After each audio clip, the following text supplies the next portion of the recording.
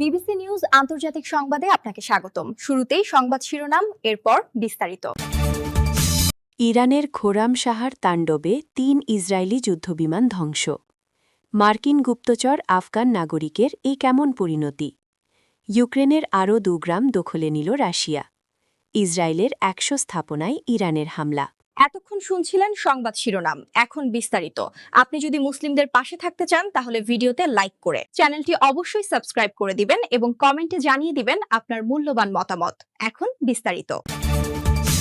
ইরানের খররাম শহর তাণ্ডবে ৩ ইসরায়েলি যুদ্ধবিমান ধ্বংস। ইরানের সর্বোচ্চ নিরাপত্তা কর্মকর্তা ডাক্তার আলী লারিজানিকে হত্যা করেছে গণহত্যাকারী ইসরায়েল। এর প্রতিশোধ নেওয়ার জন্য অবৈধ ভূখণ্ডটি লক্ষ্য করে ব্যাপক হামলা চালাচ্ছে তেহরান। তেল আবিব সহ বেশ কয়েকটি গুরুত্বপূর্ণ শহরের সামরিক ও সরকারি স্থাপনায় এসব হামলা চালায় বিপ্লবী গার্ড বাহিনী আইআরজিসি। এতে ব্যবহার করা হয় খররাম শাহ ৪ ও কদর ক্ষেপণাস্ত্রের পাশাপাশি এমাদ ও খেইবার শেকান প্রজেক্টাইল। শক্তিশালী ক্ষেপণাস্ত্রগুলো রীতিমতো তাণ্ডব চালিয়েছে ইসরায়েলের বিভিন্ন শহরে, বিশেষ করে গুরিয়ন আন্তর্জাতিক বিমানবন্দরে, যেখানে ইসরায়েলি যুদ্ধবিমান রাখা ছিল। ইসরায়েলের বিমানবন্দর কর্তৃপক্ষ জানিয়েছে, তেল আবিবের কাছে বেন গুরিয়ন আন্তর্জাতিক বিমানবন্দরে ক্ষেপণাস্ত্রের আঘাতে ৩টি বেসরকারি বিমান মারাত্মকভাবে ক্ষতিগ্রস্ত হয়েছে। মার্কিন গুপ্তচর আফগান নাগরিকের কেমন পরিণতি? মোহাম্মদ নাজির পাকতিয়াওয়াল জন্মসূত্রে আফগান নাগরিক। শৈশব কৈশোরও কেঁদেছে এশিয়ার দেশটিতে। তালেবান সরকারের বিরুদ্ধে মার্কিন আগ্রাসন চলার সময় তিনি যুক্তরাষ্ট্রের হয়ে গুপ্তচরবৃত্তি শুরু করেন। এক পর্যায়ে তিনি তালেবানের বিরুদ্ধে যুদ্ধেও অংশ নেন। দীর্ঘদিন মার্কিন সেনা ও ন্যাটো সৈন্যদের সঙ্গে মিলে নিজ দেশের বিরুদ্ধে লড়েছেন নাজির। কিন্তু ২ দশকের লড়াইয়ে পশ্চিমা সেনারা পালিয়ে গেলে তালেবান আবার রাষ্ট্রক্ষমতা পুনরুদ্ধার করে। ২০২১ সালে তালেবানরা আফগানিস্তানের নিয়ন্ত্রণ নিলে নাজিরও যুক্তরাষ্ট্রে চলে যান। সেই থেকে তিনি সেখানেই বসবাস করছিলেন। যুক্তরাষ্ট্রের পক্ষ নিয়ে নিজ দেশের বিরুদ্ধে কাজ করার জন্য পুরস্কৃত হওয়া তো দূরের কথা, অবশেষে তার করুণ পরিণতি হয়েছে। মার্কিন বাহিনীর হাতেই মৃত্যু হয়েছে বলে নাজিরের পরিবার ও বন্ধুরা দাবি করেছে। মার্কিন ইমিগ্রেশন হেফাজতে আফগান নাগরিকের মৃত্যু। ট্রাম্প প্রশাসনের বিরুদ্ধে আমেরিকান বীরকে হত্যার অভিযোগ করেছে তার পরিবার। মার্কিন ইমিগ্রেশন হেফাজতে মারা যাওয়া আফগান নাগরিকের পরিবার ডোনাল্ড ট্রাম্প প্রশাসনের বিরুদ্ধে আমেরিকান জনগণের এক বীরকে হত্যার অভিযোগ তুলেছে। নাজিরের বয়স চলছিল ৪১ বছর।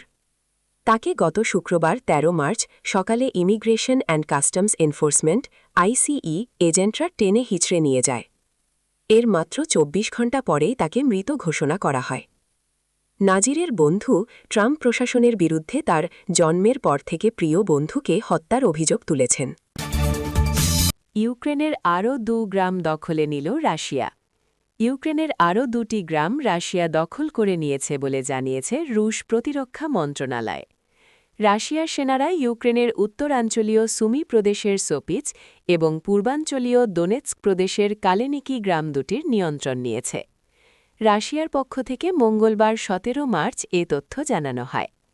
৪ বছর ধরে চলা এই যুদ্ধের ১,২৫০ কিলোমিটার দীর্ঘ ফ্রন্টলাইনের কোন পক্ষ এগিয়ে যাচ্ছে তা নিয়ে মস্কো ও কিয়েভের পরস্পর বিরোধী দাবির একদিন পরই রাশিয়ার এই ঘোষণা এল।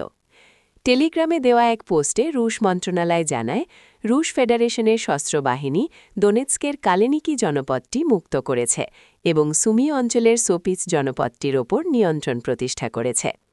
রুশ বাহিনীর অগ্রগতির এক মূল্যায়নে শীর্ষ জেনারেল ভ্যালেরি গেরাসিমোভ সোমবার ১৬ মার্চ বলেন, তার সেনারা সুমি ও খার্কিভ অঞ্চলে বাফার জোন নিরপেক্ষ অঞ্চল তৈরির কাজ অব্যাহত রেখেছে।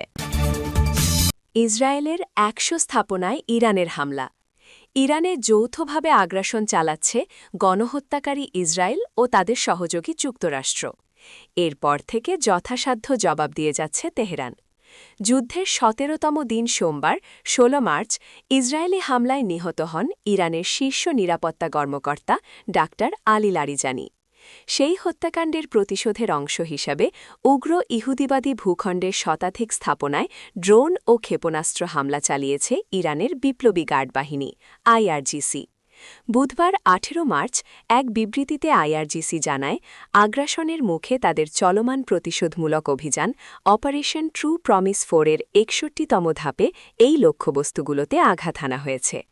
বিবৃতিতে বলা হয়, ইরানের সুপ্রিম ন্যাশনাল সিকিউরিটি কাউন্সিলের সাবেক সচিব ডা লারিজানের শাহাদাতের প্রতিশোধ নিতে মাল্টি ওয়ারহেড খোররাম শাহর 4 ও কদার ক্ষেপণাস্ত্রের পাশাপাশি এমাদ ও খেইবার শেখান প্রজেক্টাইল ব্যবহার করে শত্রু স্থাপনাগুলোকে লক্ষ্যবস্তু করা হয়েছে।